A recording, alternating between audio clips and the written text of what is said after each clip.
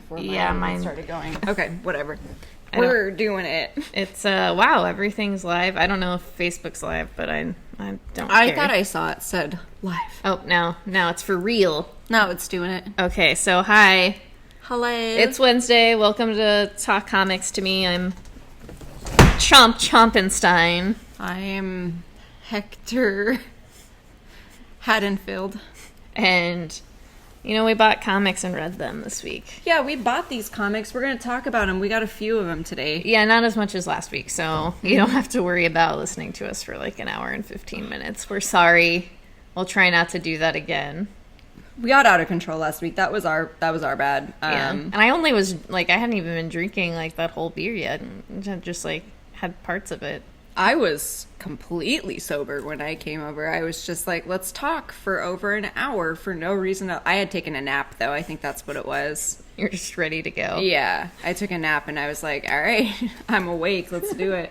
All right, so let's do it. Okay, so I have Reaver. This is issue number 11. It's part 5 of the Grim After.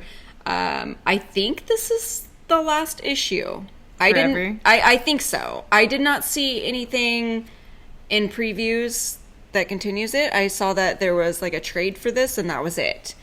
So yeah, as I said, this is the last part of the Grim After. This is the not necessarily origin of Essenbrecher, but it is what he does after the events of the first story arc.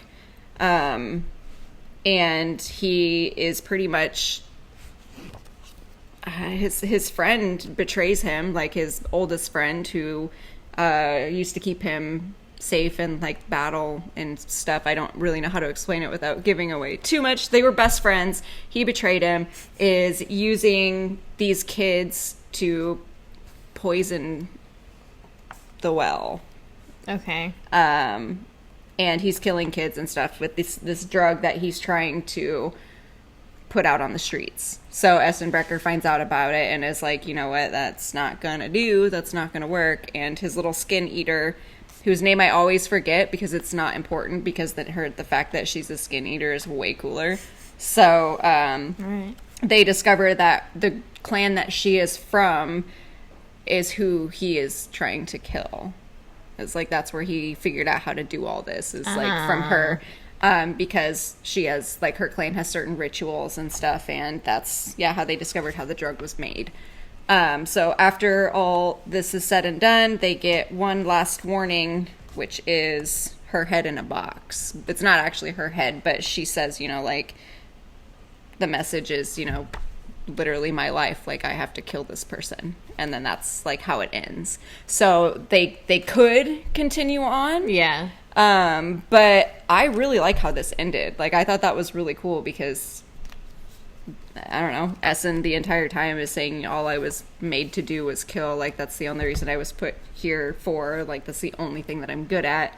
And she the entire time is trying to tell him that, you are really good at it, but there are other reasons. You're here to kill, to save. Yeah. So he saved, all of these kids and stuff. And then it ends with them not knowing whether or not he has to kill her too. So it's very interesting. Yeah, it is. I was very surprised at how much I ended up liking this. No, I just remember especially off of the first issue, it was very, very undetermined. So And this one, there is a lot of words and stuff in this one, but it goes really quickly because it's explaining how they got to this point. Okay. And it's more of a past telling. He's explaining, how they met, how they were friends and stuff. So it never felt like I was trudging through the words. It just kind of came with it. Yeah, it was super easy to get through, but I really, really enjoyed it.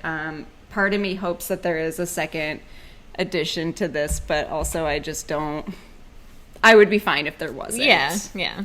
Satisfying, ending at its core. I did really hope for a little bit of an origin of my favorite character who ended up dying in the first story arc, but what can you do?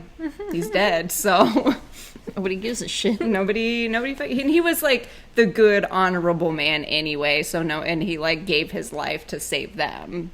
So it he got a full circle story arc, but I just really liked him. Yeah, no, I get it. Okay, so I have Ice Cream Man. This is Quarantine Comics, the Quarantine Comics special. So these are just little, like, I don't know, few page comics that they put out during the beginning of COVID. And I think it was like on Patreon or something like that. But then they collected them into this nice little collection, which I super duper loved. It made me kind of miss, like, I wish I hadn't jumped off Ice Cream Man.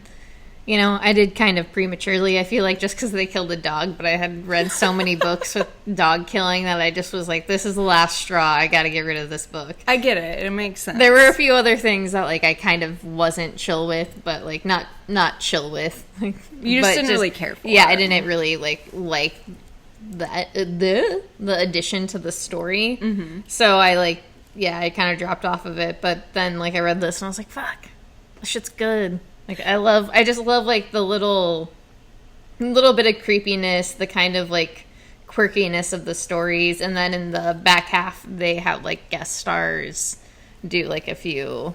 Can I see it? Yeah, for sure. I didn't even flip through it yet. I completely forgot about it.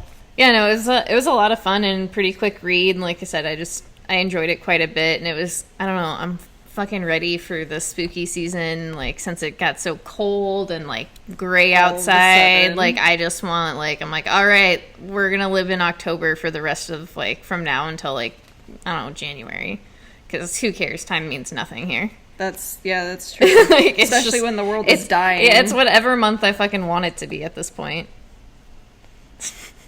Dang. This looks really cool. Yeah, no, it is really, really awesome. I have a few stories that I really, really enjoyed in there, but, like, as a whole, like, I like them all. Mm-hmm. So I'm gonna have to grab that tomorrow when I swing in. So that's all I have to say about that, but I highly suggest picking it up. You don't have to read Ice Cream Man. You just have to know that, you know, it's like a little spooky, scary anthology sort of deal. Well, isn't Ice Cream Man kind of an anthology anyway, with, like, an overlying theme where, like, each issue is a different story? But okay, yeah, that's still really cool for the most part. And that's, like, one of the reasons I dropped that book is because they did try to put in a more, like, overarching story thing, and I just was like, I just want the like single issue, like, anthology thing. And even though, like, they were all somewhat connected through, like, Ice Cream Man and stuff, I don't know, it's just, I did like taking that out of my head and just like, all right, I'm just reading this book. It's like, you know, Ice Cream Man's basically Rod Sterling in my brain, but like a fucked up Rod Sterling.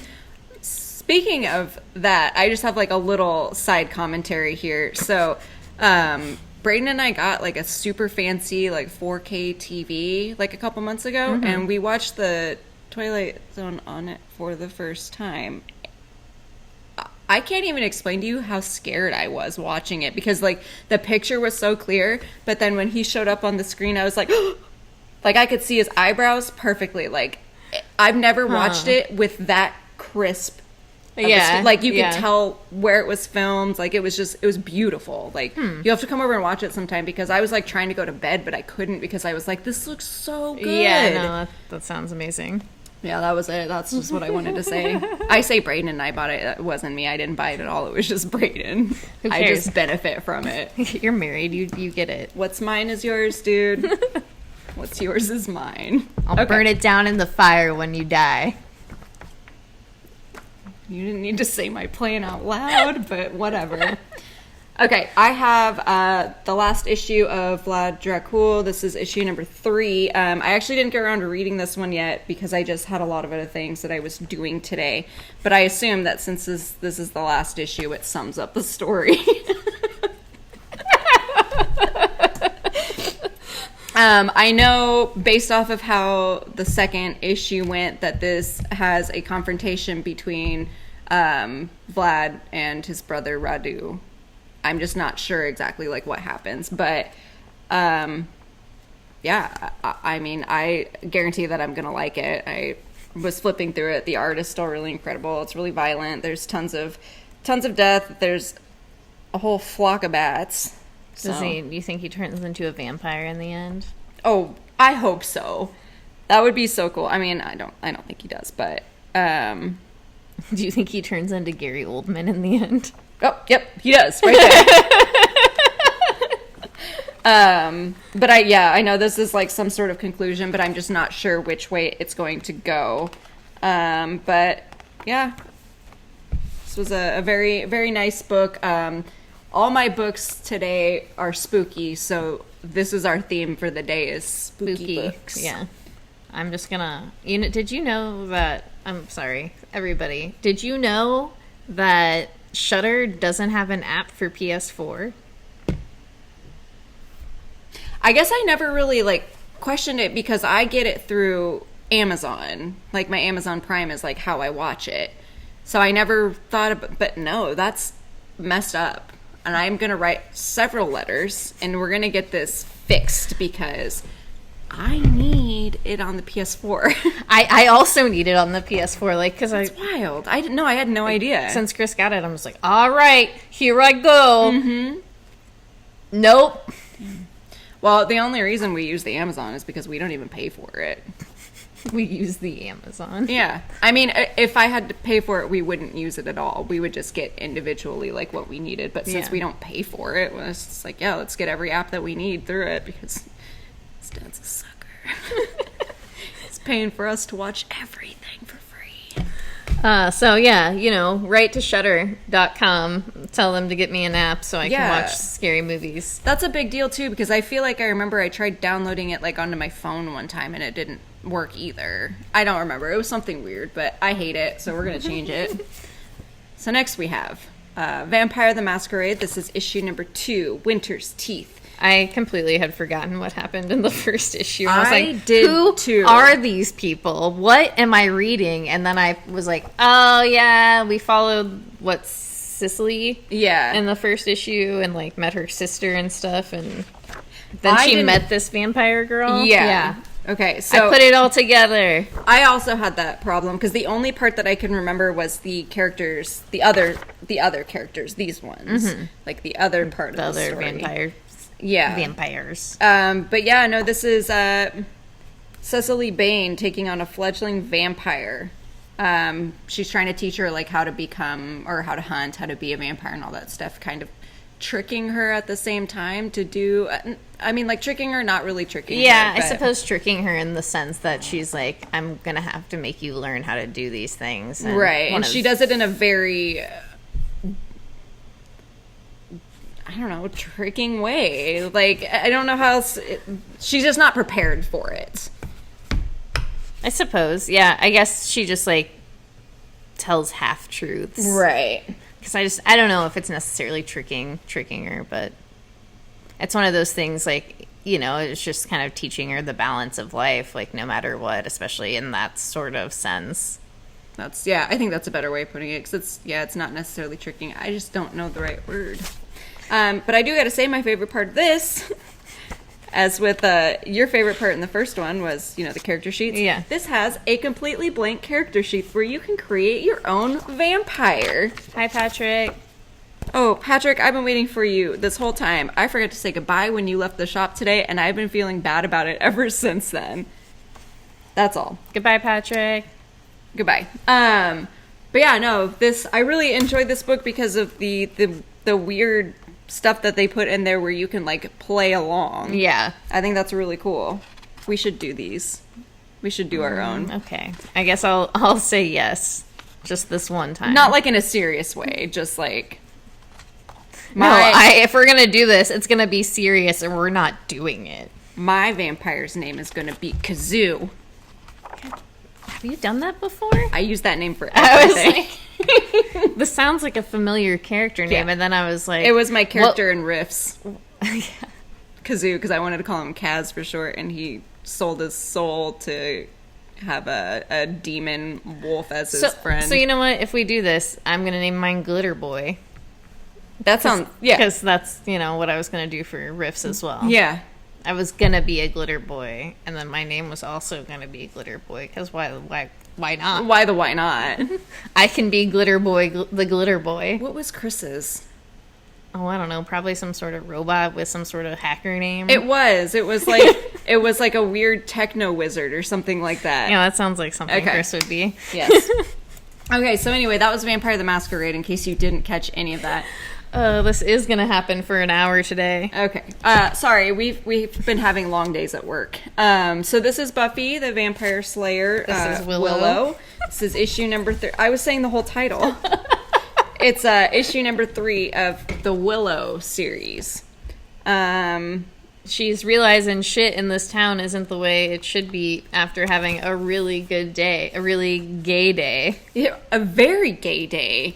Yeah, she knows that something is wrong, but she can't figure out what it is because there's like weird, happy gay blinders on her.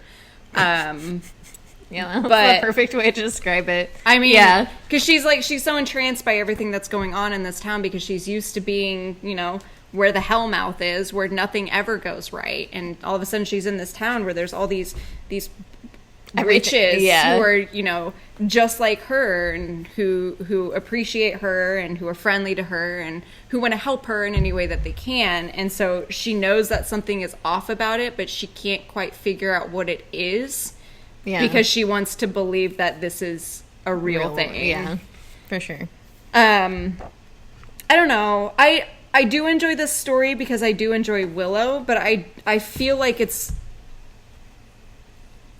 stilted in a way. Like, I don't know. I'm going to keep reading it because I do enjoy it enough, but I just feel like... I mean, it's only 5 issues. Right. So. Just like the town, there is something off about it for me, and I'm not sure what it is. It could be, I don't know, the way that the characters interact and stuff, or maybe it's just like how fast everything is happening.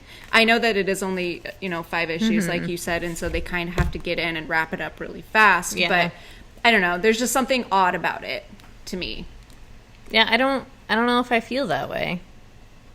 And see, that's like, I just don't know what it is. Yeah. Because I do enjoy it, and I do get excited. Like, I think the art's incredible. I do like the characters, but there's just, something about the story that I'm not 100% on. That's fine. Yeah. That's totally chill.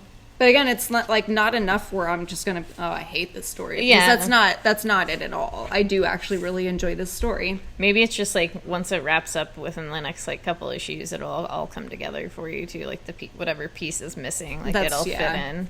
And maybe it's just because I've used to reading Buffy, and I've been reading Buffy for so long that oh yeah, and the character the cadence is definitely different. Yeah. For sure. But yeah, it's sweet. I do like Willow having her own series. I enjoy that quite a bit. Yeah, no, it is kind of nice. It's also nice to kind of be away from Buffy too for a little bit. Mm-hmm. I would have taken a bus away from there too. Not necessarily to get away from Buffy, but to get away from everything. Yeah, I get it. It makes sense.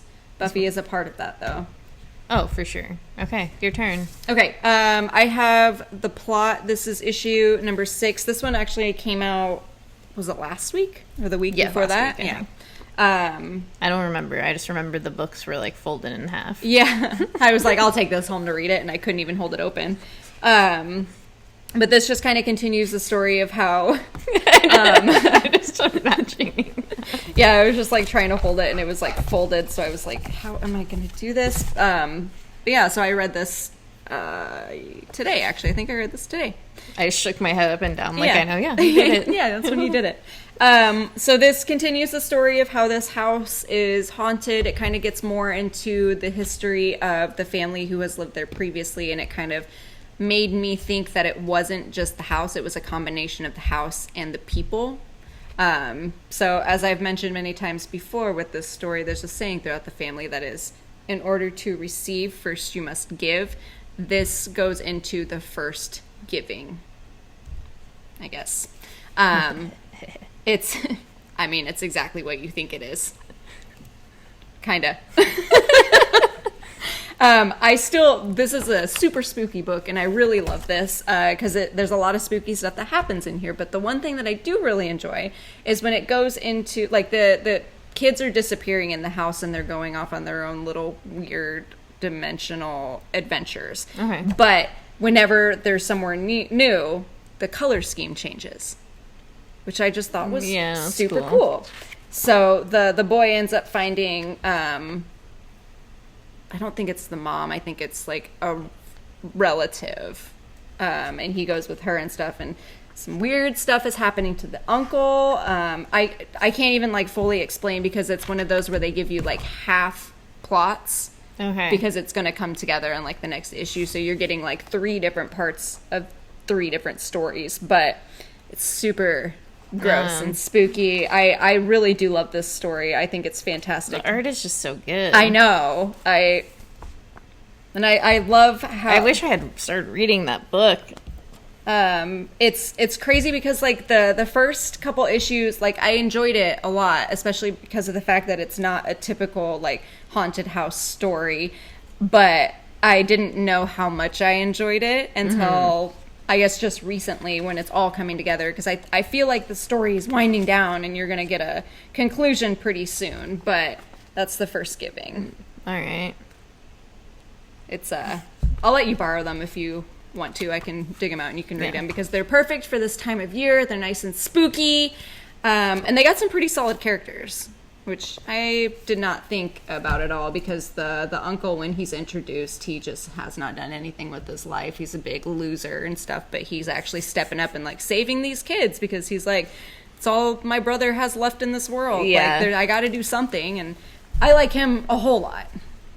And I actually really enjoy the kids, and that never happens, especially in like scary stories. Yeah. The kids are very reasonable. They don't question the adults when, you know, especially the uncle when he says like, hey, do this, please be careful, do as I say. They're just like, okay, Uncle Chase, we'll listen to you. And they do. Never happens. I love it. I love a well-behaved child. If you want to go again, or do you want me to go and you can go?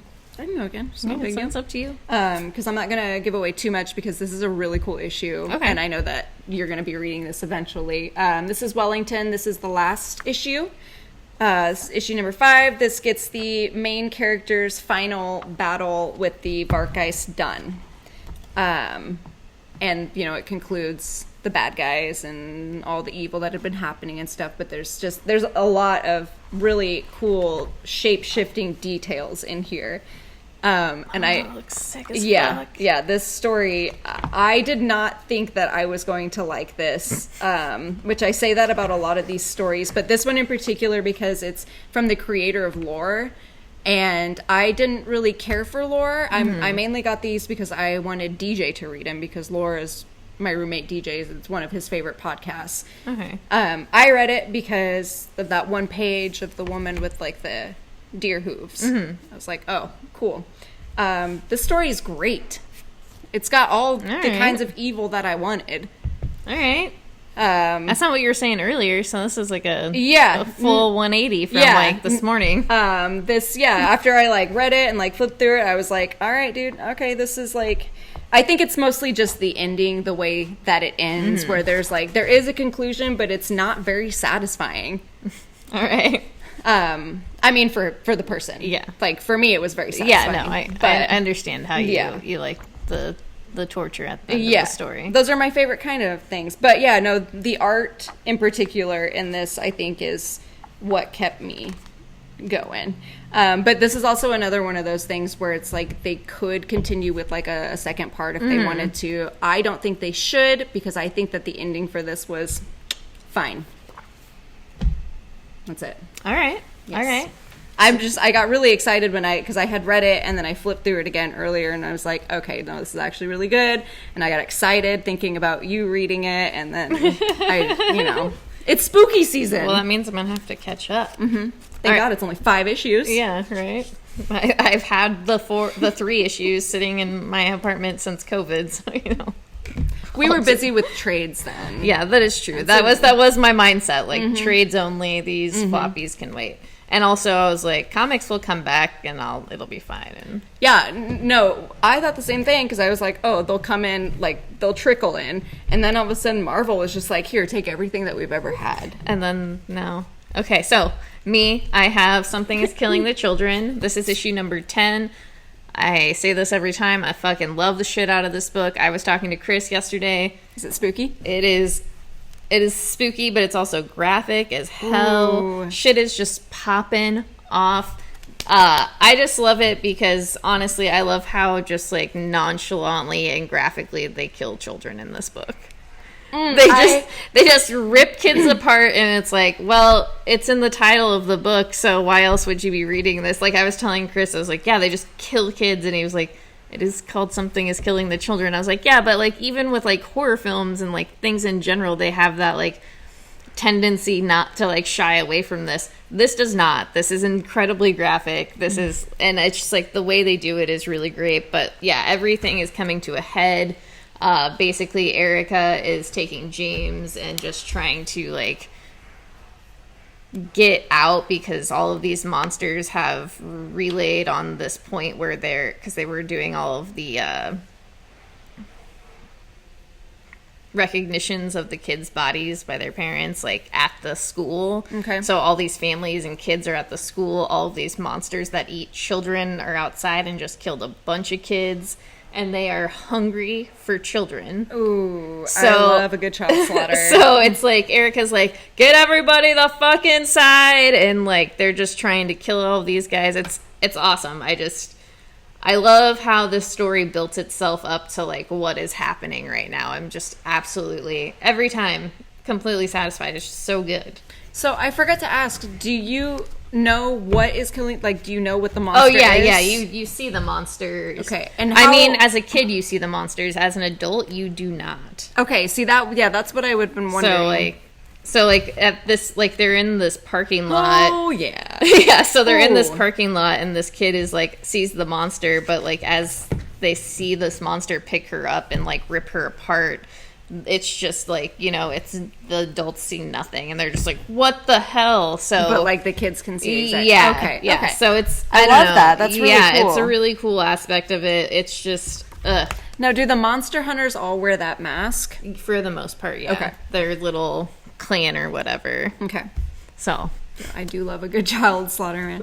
That's like, that was for me when I watched that movie, The Houses That Jack Built, the difference between the not rated one and then the rated R version, because in the rated R one, you don't get to see the kids get killed.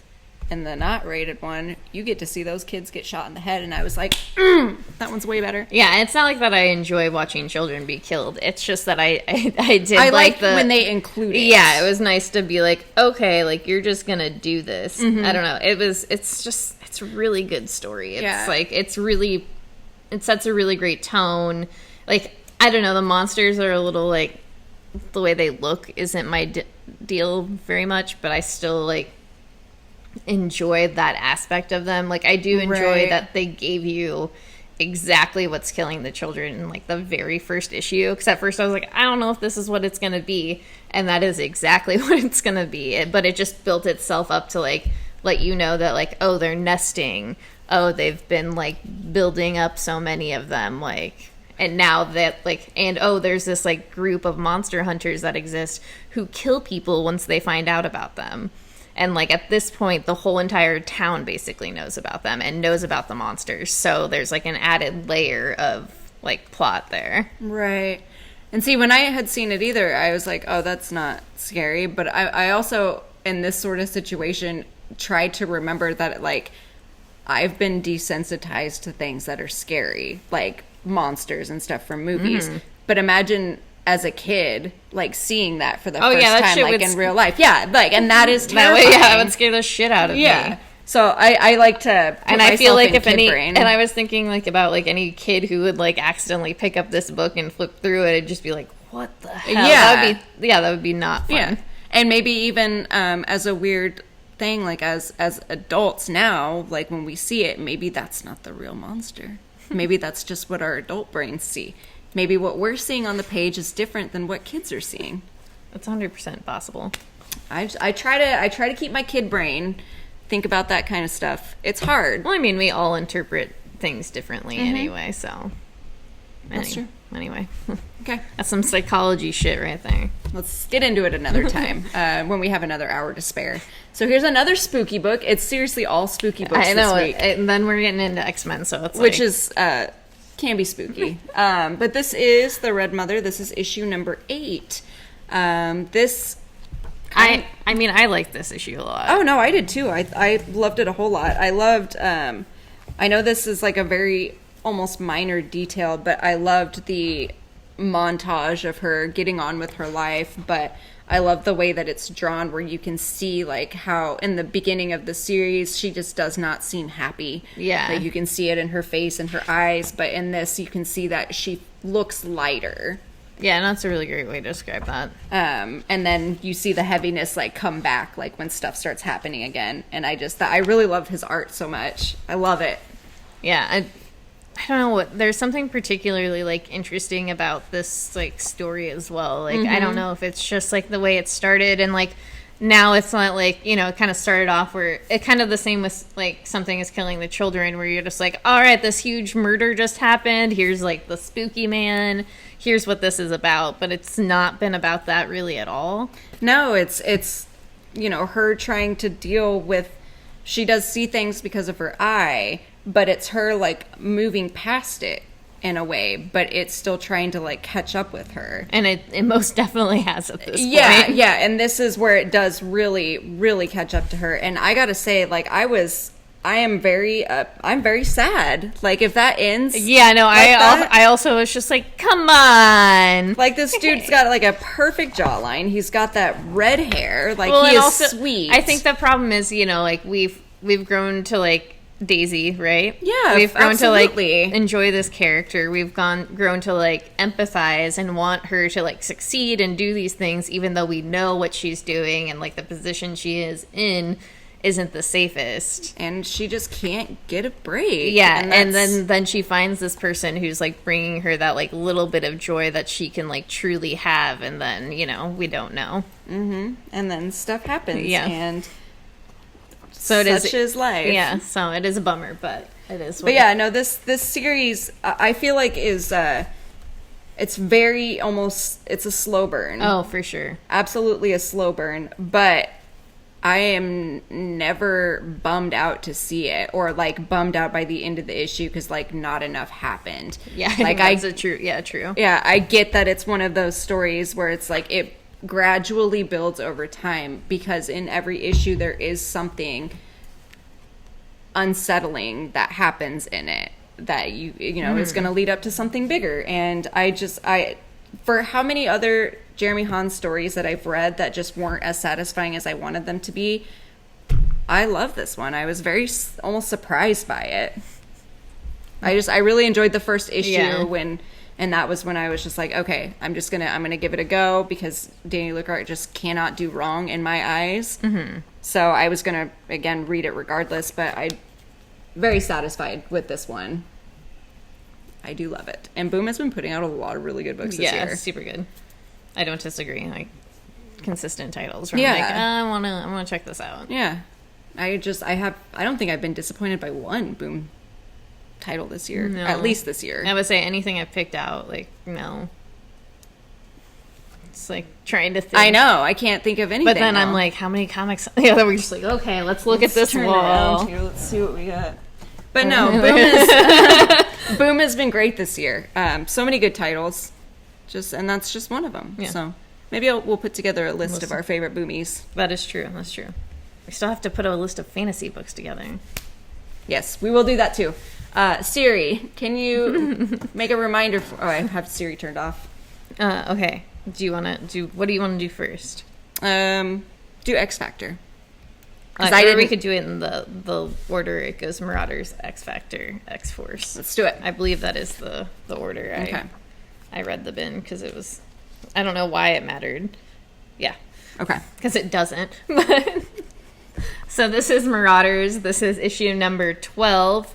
This is on our path to X of Swords. And this was Kitty just coming back to Krakoa. With that hair, I just got to say, that hair is something else. Yeah. I don't know what I was expecting when Kate came back, but it wasn't that hair, that's for sure. Yeah, no, it is something else. I did really like the little like bit where Nightcrawler gave her back her necklace. Star of David. I thought that was very sweet. Yeah, it was like one of my favorite parts of this particular issue. I still enjoy this, and I did like the serious bits of it. I couldn't get into the last end little bit. Like, no, the last 3 pages can just throw itself in the trash. Yeah, it's like that's like the part of the like this book is good when it's like digging into its like serious tones, but I feel like it falters when it's like trying to be a little bit goofy. Mm-hmm. So basically, to sum it up without giving anything away, Kate is back and she discovers what had happened to her. Yeah. And is formulating a plan with Emma to exact her revenge. Which seemingly was a long con anyway. Yeah, that's...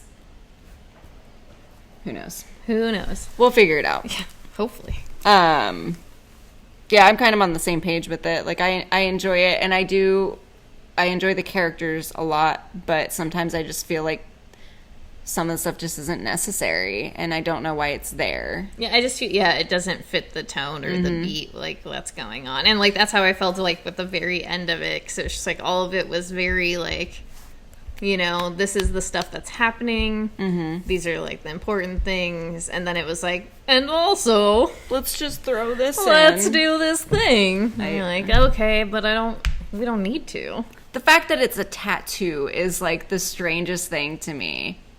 Anyway. Yeah. I don't know. I would never do that. Like, what's she gonna do? Okay, I don't even want to get into it right now. She's just gonna go up to everybody all the time, like... Yo, did you hear my message? Show me to the docks. My plan. Yeah, it's super silly. But I will not fault Kate for this. She just came back from the dead. Truth. She's probably not in her right mind right now. She's probably in one of her other minds right now. Because we don't know which one she ended up in. I mean... I know it's the same regardless, but I'm just thinking of how many times they, like, tried to bring her back and... Okay. I'm ready. Okay. I did not read that. I know you did. I'm just reminding myself that, because I was, like, going to try to talk with you, but I'm like, I did not read that one. So this is X Factor number 3. X Factor is in the Mojoverse. Oh, God, that's why I didn't read it. Yeah. And they're trying to figure out who the mutant was that got killed on Mojoverse, and they find out. That's all I'm gonna say. Since there's mystery and stuff going on here. Is it still very wordy? I mean, there are a lot of words, but this did like go a little bit quicker than the first couple issues that I read, or at least the first issue. But I mean, it's not ever wordy in like a bad way. It's just wordy in a way where I'm like, oh, I wasn't expecting this, and this was just like, okay, I was expecting this. I know like what to take out of it too, and I don't know. I think for me, like, the unfamiliarity with the characters is, like, hard. Because I'm just, like, I don't know who you guys are or anything about you. And usually, like, that doesn't dissatisfy me from a story. And, like, it isn't dissatisfying in the same way. But at the same time, I'm just, like, I don't know if this is how you should sound or this is who you are. I enjoy the story just because, you know, I do love a good detective story, and I do like the way, like, I do like all of the way the characters interact. I love iBoy. I love just, like, I do kind of like them being on the Mojoverse. They're not really, like, talking with Mojo right now, so that helps. But... Yeah, I talk a lot of shit about the Mojoverse, but I do have to agree when Rogue and Gambit were in the Mojoverse, I didn't mind it because Mojo wasn't actually there. Yeah, it's like the ideas of it are, like, in there, but... I don't know. I'll keep going. I'll keep reading. We'll see. I mean, you have to at this point. It's an X book. Yeah. We have so many of them. Yeah, well, we'll see what happens during X of Swords if I don't, like, burn every single book I own afterwards. All I want to see from this X of Swords, since Nightcrawler always has a sword, I want him to have 3 swords. I want his tail to swing it. I just love that there's an Excess Swords ad, I think, in X-Force. Like an open up ad. Oh, yeah. It's so cool. Yeah. I got really excited about swords. Yeah. I'm very pleased. I love a mutant with a sword. Yeah, I opened it up and I was like, oh, cool, look at all these dudes. Look at all the swords. Oh, Pog, you're Pog. I hope they come out with X-Men Pogs. More X-Men Pogs after this. I can't even talk about Pogs. Okay, so let's talk about X-Force. Okay, we'll do that. So this is X-Force. This is another one that's on the path to X of Swords. This is issue number 12, and I need to ask a serious question here. How does it feel, Beast fans, to be a Beast fan? I feel like it probably feels like shit because Beast's a goddamn douchebag. Right. I can't imagine like being a long-term Beast fan and then have like this stuff happen. Like that, to me, that would just like break my heart. Like if Nightcrawler was doing this shit instead, I would be like, Kurt, what are you doing, dude? You're a God believer. Like you can't be doing this. I do like it though. There's something really, really readable about that, like who he is in this particular book. Yeah. And there's something, because it's just like you're shady, like you're a bad person, and you're trying to say you're doing like what you're doing is for the greater good, but really you're not. I do like that aspect of it as well, because I feel like he thinks he is doing good, and he doesn't understand why everyone else thinks that he's because he's not. Fucking still like, you know, he's super smart, so then it's just like, well, why would anyone think I'm wrong, right? And so he's just gonna, like, you know, we've seen that within this X-Force anyway, that he's just like, well, I'm gonna do it regardless of what anyone's gonna say, because he knows best. Yeah, and I'm not gonna tell anyone because I know best. Yeah, it is. He's definitely the villain, which is such a twist. I was not expecting that at all. But yeah, no, this there's a lot going on in here, but Beast is pretty much a dick. Long story short. Yeah, long story short. And if you're reading X-Men, not giving you anything else. Yeah.